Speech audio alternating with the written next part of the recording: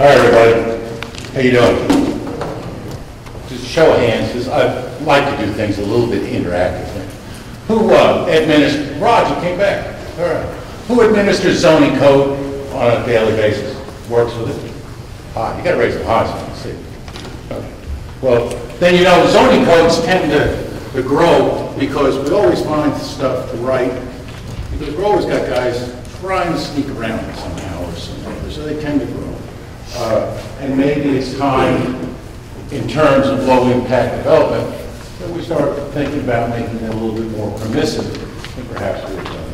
This is my favorite definition of low-impact development, and it stresses in here to conserve and protect natural resource systems and reduce infrastructure cost and be cost-effective. And that's at the heart of what we're trying to do. Low-impact development neither needs to be expensive nor burdensome on the developer, on the community, or anyone involved. It does take good planning, and it does take deliberate, I stress that, it does take deliberate conversation to move this forward. The starting point for all of code, be it subdivision regulations, zoning code, or design guidelines, is the master plan. Under Alabama law, we call them sometimes, our planners tend to call them master plans or comprehensive plans. I tend to use the term master plan because that's what's in the Code of Alabama. But either way, it's the planning the future of that community, setting that in place. The Regional Planning Commission, we're embarking on multiple master plans at any one time. And we're never out there dictating to the community. We're trying to express their wishes, their desires about how they want to grow and how they want to shape their community over time.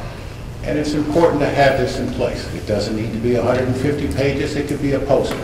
But you need to address certain issues. You need to have a vision about where you're going so that you have the will to carry that out over time. Zoning code, not to be confused with some of our other regulations. We know that controls land use. And Mike, thanks for the challenge. I've been spending 25 years trying to put the connection between land use and transportation, okay? And now we're going to deal with water quality and stormwater runoff and land use. So I'll just expand my horizons. I can work right to the time I die and still be doing this stuff. But zoning code controls the use. Subdivision regulations controls how we lay out streets and towns, et cetera, et cetera.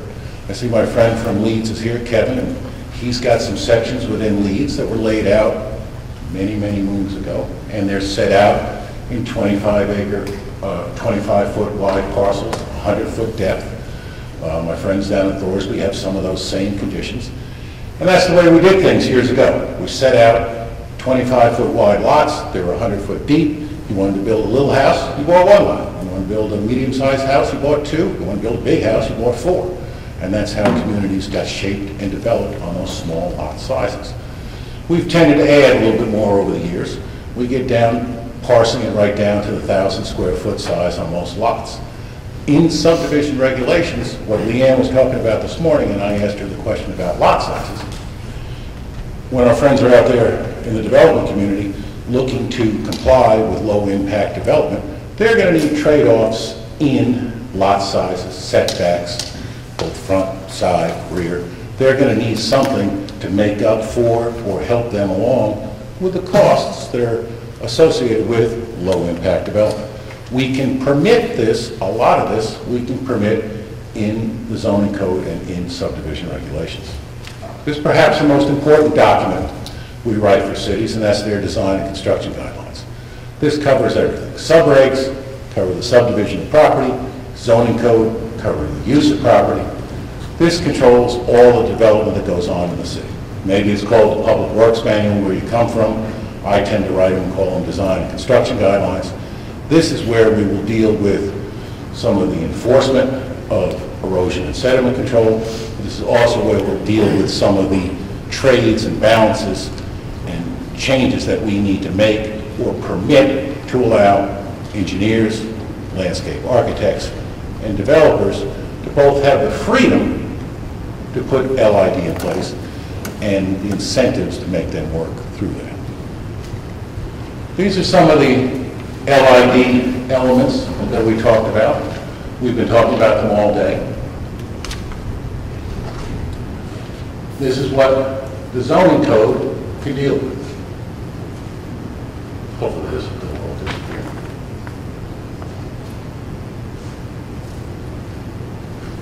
So your zoning code can deal with the setbacks and the frontages. They can deal with clustered housing, part of what Leanne was talking about this morning, that development down in Auburn. They can talk about land conservation, and they can talk about size of parking spaces and placement.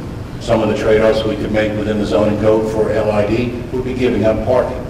There's even a trend out there to let the developer decide how much parking they want. We tend to be prescriptive in zoning code, X number of parking spaces for 1,000 square feet, et cetera, et cetera. There's a trend out there to even do away with parking requirements, because obviously we build too much of it. So if we're going to ask a guy to put in a stormwater, constructed wetland, or bioretention, we can trade on some of that land space for parking spaces. It's not a problem. The community, though, needs to sit down and figure out what that is. Subdivision regulations most likely have the most control over land development.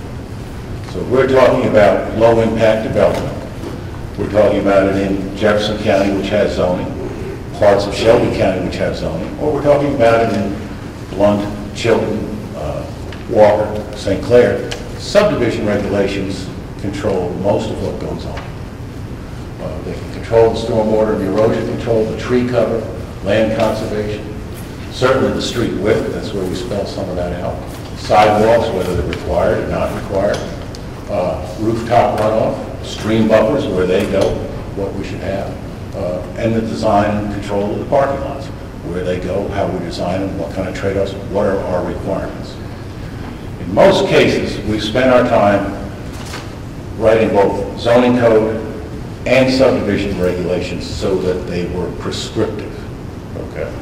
Elements need to come into that are permissive, that allow for imagination, allow for changes in technology, allow for design professionals, and it's very much plural there. It takes the site engineer, it takes the landscape architect, it takes the land planner to put together that good development.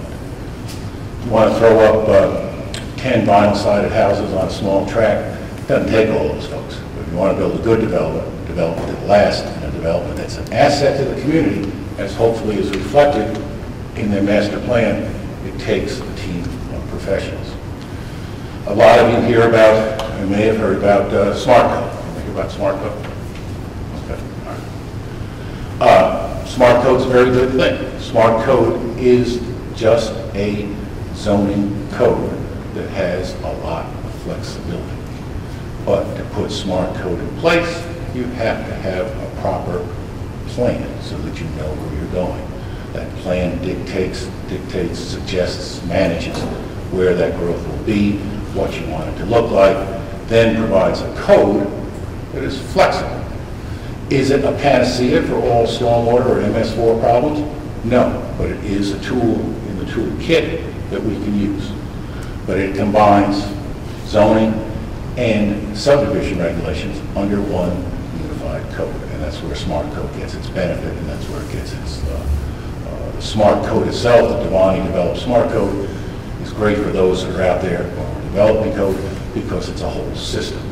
The other side of the coin for smaller areas is something called form-based code, which we've done for Graysville and Highland Park here in Birmingham, and that's more specific area-based. The smart code works for larger developments.